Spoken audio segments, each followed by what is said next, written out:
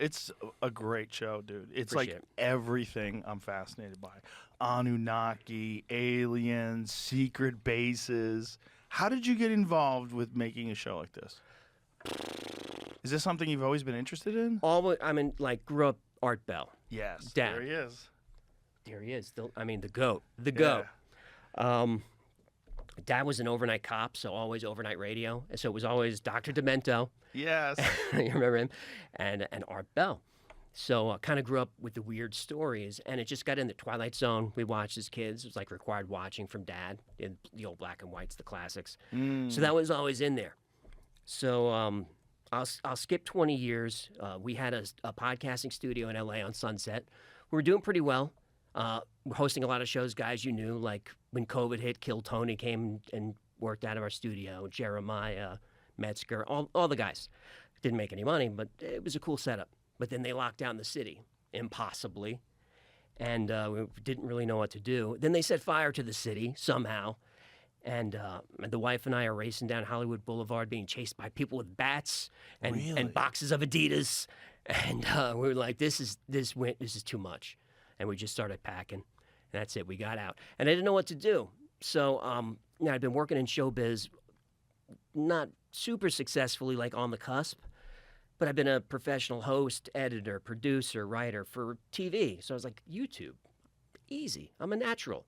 So I started the channel talking about science and weird stuff, and it was the hardest thing I ever did. It was like impossible to do.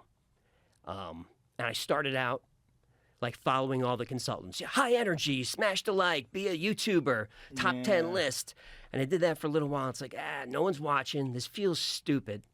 And then I said, fuck it. Let me just talk about the shit I want to talk about. So I think the first like good one was Operation High Jump.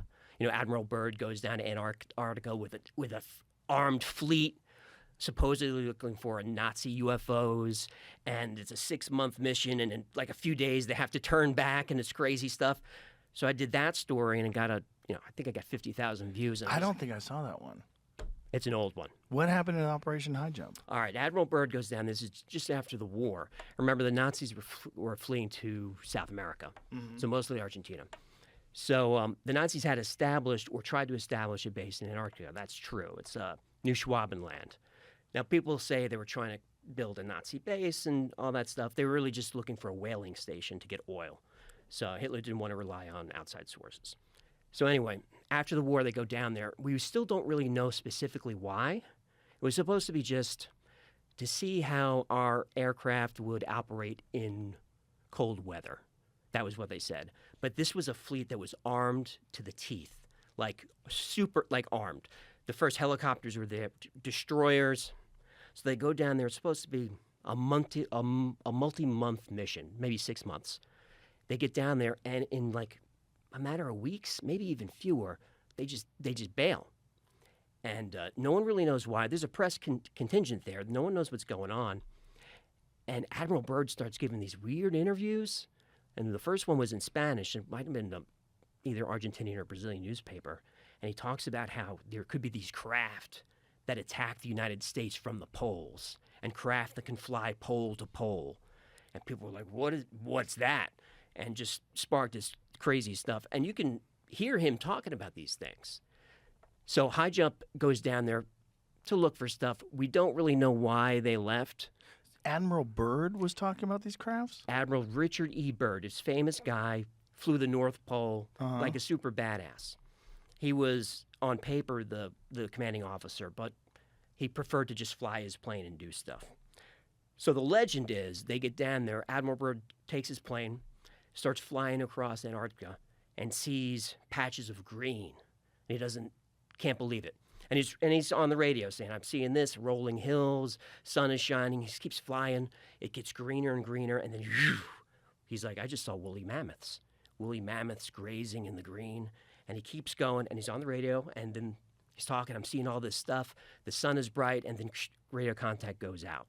He's flying and flying, suddenly he's engulfed in light, and he doesn't know where he is. The green is behind him, he's just flying in light, just trying to get his bearings, and then up beside him, 2 flying saucers, just kind of next to him. Almost like, the F-16s trying to wave you down, 2 flying saucers. And he looks over, and they have swastikas on them. And he's like, uh-oh. So he's on the stick, and he feels the stick shaking, and then the stick just goes dead. And then he goes down with the UFOs, and they just land into a cavern in the hollow earth, right? So that's how that happens. And they take Admiral Byrd out, and they're tall aliens. With swastikas on their crafts. On the crafts. Like the ancient symbol. I don't know, which Because would be reversed, right? Well, I think there was a bunch of different versions. I think the Nazi one, it was like kind of tilted. Yes. But there was a bunch of the Hindu ones and a lot of the Japanese ones. For thousands of years. Yeah. A positive symbol of life and prosperity. We don't know how they were oriented because I debunked all this. I'm telling you the legend. Right. Because that's kind of my format, right? Right. I get you excited. We should explain that to people. You get everybody all jazzed up, and then at the end, you kind of... I get so much heat for it. Yeah, it's fun. And I watch the numbers. Like, as soon as I say, but is it true? Like, everyone's done. Nobody wants to know the no truth. one wants to know. They want to know fun. And then I'll get the hate mail. You ruined it for me. So what is the truth? The truth is, a lot of that comes from Admiral Byrd's diary, which was discovered years later, which was not his diary. Right. Horseshit. And he flew the North Pole, not the South Pole. But here's the interesting thing. He was in a single-man aircraft that only had so much fuel. He was, which can only fly for a little bit, he was out of radio contact for 3 hours. Nobody knows where he went. What was his take on it? We don't really know. It? That's kind of... So it's just he went radio silent for 3 hours, and then the legend grew. It's like he did that interview as soon as they got back, and then something must have happened because he got real quiet. But he would go on TV and he would talk. But the pole-to-pole thing was he was just warning that the poles are a vulnerable space. Like, we need to keep an eye on the North Pole because if there's a base on North or South Pole, you can attack from there. So let's keep an eye on that. Was kind of his point. The Antarctica situation is very strange because I don't know if you ever saw the Sean Ryan show where he talked to this guy that worked with the neutrino detector down there. And he was, yeah, have you seen that? I haven't seen Sean do it, but I know the guy. And the guy was saying that it's not just a neutrino detector, it's a direct energy weapon that can cause earthquakes. And this is like the DEWs.